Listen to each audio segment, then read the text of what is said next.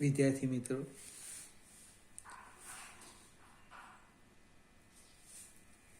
પરમાણુ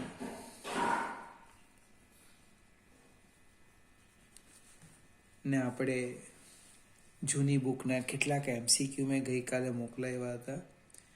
એનું કેટલુંક સોલ્યુશન આપું છું, બધાનું નહીં, જે યોગ્ય લાગે એને. એમાં પહેલું જે ઓબ્જેક્ટિવ છે ઓલરેડી આપણે ગણેલું છે. 10 મિલિયન ઇલેક્ટ્રોન વોલ્ટ ઉર્જા ધરાવતો એટલે કે આપેલા છે.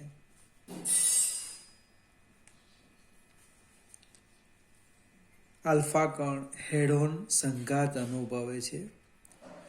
અહીંયા પરમાણુ ક્રમાંક જેની સાથે સંઘાત અનુભવે એ પરમાણુ ક્રમાંક 50 છે. તો stopping distance of closest approach શોધવાનું છે.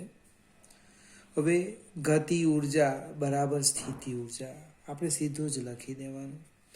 10 મિલિયન ઇલેક્ટ્રોન વોલ્ટ એટલે 10 ગુણ્યા 10⁻6 ગુણ્યા 1.6 ઇન્ટુ 10⁻−19 અને રવા દઈએ આટલું જ. એટલે ગતિ ઉર્જા છે તો સ્થિતિ ઉર્જા કેવી રીતે લખવાના? કે આલ્ફા કણ એટલે twice E into ZE divide by D અંતરે ગતિ ઉર્જા 0 એટલે સ્થિતિ ઉર્જા આવી જશે. એટલે ડીને હું સૂત્ર ના કરતા કરી દેમ કે ટ્વાઇસ ગુણ્યા ઝેડ આપ્યા છે 50 ગુણ્યા E² ડિવાઈડ બાય ગતિ ઉર્જા આપી છે 10 ઇન્ટુ 10⁻6 ઇન્ટુ 1.6 ઇન્ટુ 10⁻−19. હવે આ કે કુલમ અચળાંક છે બને, એ ગતિ ઉર્જાનો નથી. 9 ગુણ્યા 10⁹ લઈ લેવાનું, સાદુરૂપ આપો એટલે ડી મળશે. બીજું ઓબ્જેક્ટિવ છે એ પૂછી શકાય એવું છે. હાઇડ્રોજન પરમાણુમાં ઇલેક્ટ્રોનની સ્થિતિ ઉર્જા આપી છે U -E²/4πε0r અને માગ્યું છે ગતિ ઉર્જા. તો આપણે ગતિ ઉર્જા ખબર છે કે બરાબર U/2 અને પ્લસ લખવાના. ગતિ ઉર્જા એ સ્થિતિ ઉર્જા કરતા અડધી એટલે શું થવાનું? E²/8πε0r. કુલ ઉર્જા પૂછી હોય તો આ ગતિ ઉર્જા જ લખવાની. કુલ ઉર્જા આ વધારેનો પ્રશ્ન છે, એ ઓબ્જેક્ટિવમાં નથી. E બરાબર -K -E²/8πε0r. તમને ગતિ ઉર્જા આપે અને સ્થિતિ ઉર્જા આપે તો U બરાબર ટ્વાઇસ K કરી દેવાના. આગળ જઈએ. ત્રીજો ઓબ્જેક્ટિવ, બોહર અધિતર્ક મુજબ R ત્રિજ્યાની સ્થિત કક્ષામાં રહેલા ઇલેક્ટ્રોનનું કોણીય વેગમાન કેટલું? હવે સમજાવું તમને. કોણીય વેગમાનની વાત કરીએ આપણે તો L = mvr. કેટલાક મિત્ર ડાયરેક્ટ લખી દે, વિકલ્પ પહેલો R જ છે, L ચલે છે R.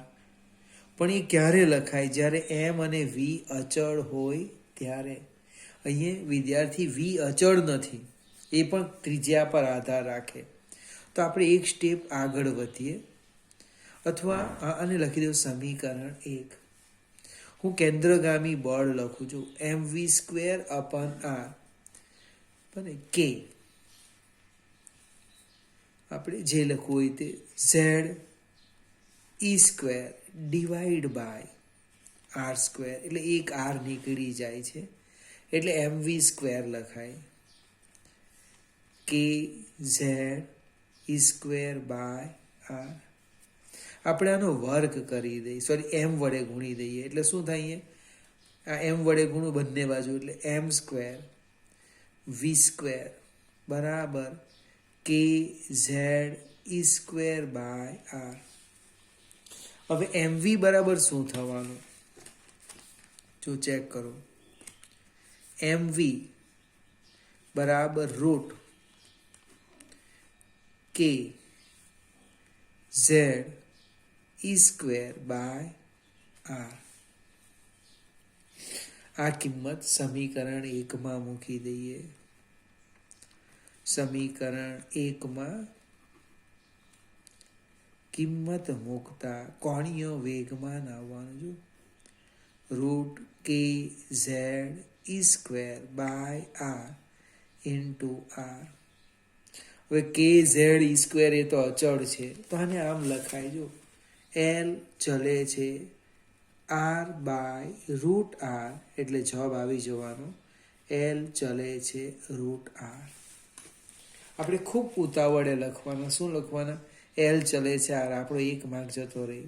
લખાય ક્યારે? જો દળ અને વેગ અચળ હોય તો. અહીંયા વેગ અચળ નથી, એ ત્રિજ્યા પર આધાર રાખે. એટલે આપણે કેન્દ્રગામી બળ બરાબર કુલમ બળ લીધું. સાદુરૂપ આપીને mv શોધ્યું. જો mv પહેલાં બંને બાજુ m વડે ગુણી દીધા છે ને. અહીંયા m લખવાનું ભૂલી ગયો, સોરી. અહીંયા m છે, m સ્ક્વેર v સ્ક્વેર, બરાબર ને. અહીંયા પણ m આવશે, રૂટ m અને કે ઝેડ ઈ સ્ક્વેર m એ તો કેવા છે? અચળ આવવાના. દળ અચળ રહેવાનું. એનો આપણે ઉપયોગ કરીને આ સૂત્ર મેળવી દીધું. હવે ત્રીજો ઓબ્જેક્ટિવ જે ખરેખર પૂછી શકાય એવું છે. હાઇડ્રોજન પરમાણુમાં બીજી કક્ષાની ત્રિજ્યા r છે, તો ત્રીજી કક્ષાની ત્રિજ્યા કેટલી? હવે હાઇડ્રોજન પરમાણુની વાત કરીએ આપણે. હાઇડ્રોજન પરમાણુ r ચલે છે n² આવે, તો r3 બાય r2 કેટલા થવાના? 3/2/2. એટલે કે r3 મારે શોધવાના છે. r2 આપેલા છે કેપિટલ R, 9/4. એનો અર્થ ત્રીજી કક્ષાની ત્રિજ્યા આવી ગઈ 2.25 r. હવે આ કોઈ ક્રમ બદલી કાઢે, ત્રીજી, ચોથી, પાંચમી, છઠ્ઠી જે આપે તે, બસ આટલું યાદ રહેવું જોઈએ.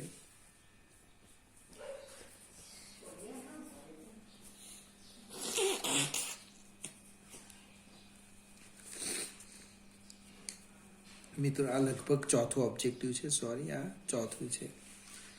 પાંચમું ઓબ્જેક્ટિવ,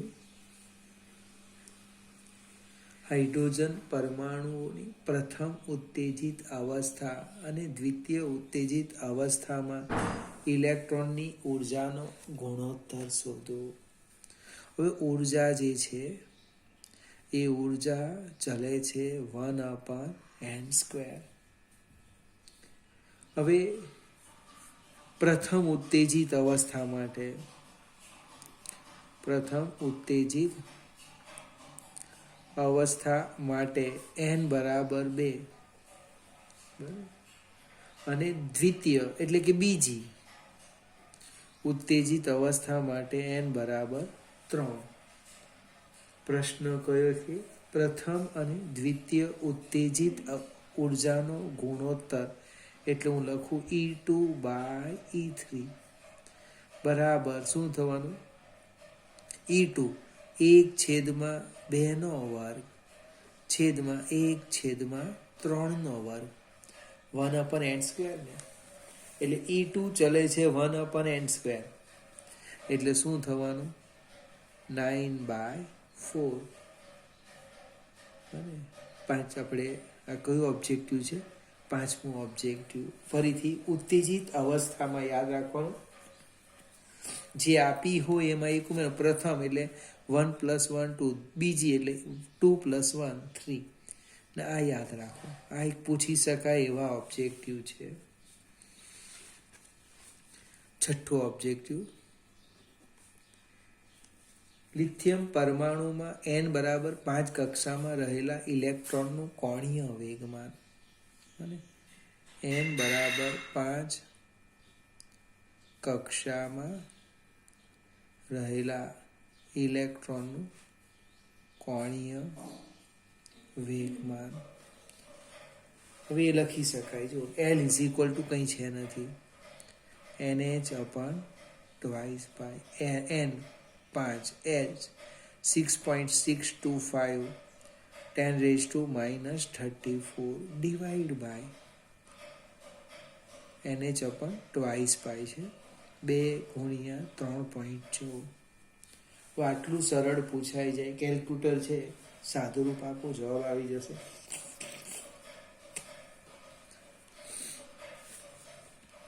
સાતમું હું રવા દેમ છું. આઠમા પર જઈએ.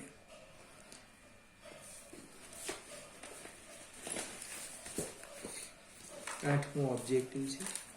લાયમન શ્રેણીની પ્રથમ વર્ણપટ રેખાની તરંગ લંબાઈ અને બામર શ્રેણીની પ્રથમ વર્ણપટ રેખાની તરંગ લંબાઈ ખાલી થઈ, એટલે સરખામણી કરવાની છે. આ બાજુ હું લાયમન લખું, અહીંયા બામર લખો. લાયમન 1/λ બરાબર r ઇન્ટુ 1 માઇનસ પ્રથમ એટલે 2 નો વર્ગ 4. અહીંયા આપેલી છે આ લેમડા લાયમન લખું, 1/λ બામર એ બી પ્રથમ લખવાનું. આ 1 માઇનસ અહીંયા 2 નો વર્ગ 4 ઓછા 1/3 નો વર્ગ 9. પ્રથમ રેખા છે આ. લાયમનની પ્રથમ, બામરની પણ પ્રથમ રેખા છે. એટલે સાદુરૂપ આપવાના, 4માંથી 1 જાય એટલે 3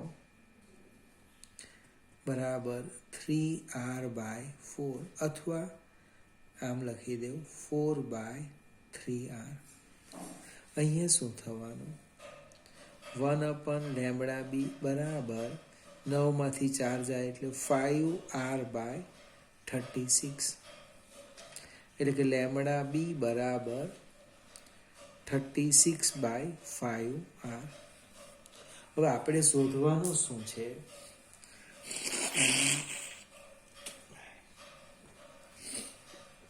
અહીં સાઈડ પર લખું છું. જો બામર શ્રેણીની પ્રથમ રેખા એટલે λb/λl એ આપેલા છે, તો એ કેટલા થવાના, તો કે 36/5r છેદમાં 4/3r, લગભગ r નીકળી જાય.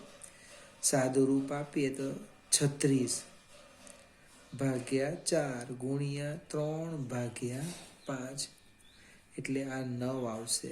9 તારી 27/5 અને લેમડા આવશે જવાબ. સાદુરૂપ તમારા પર છોડી દેવું અને 27/5 લેમડા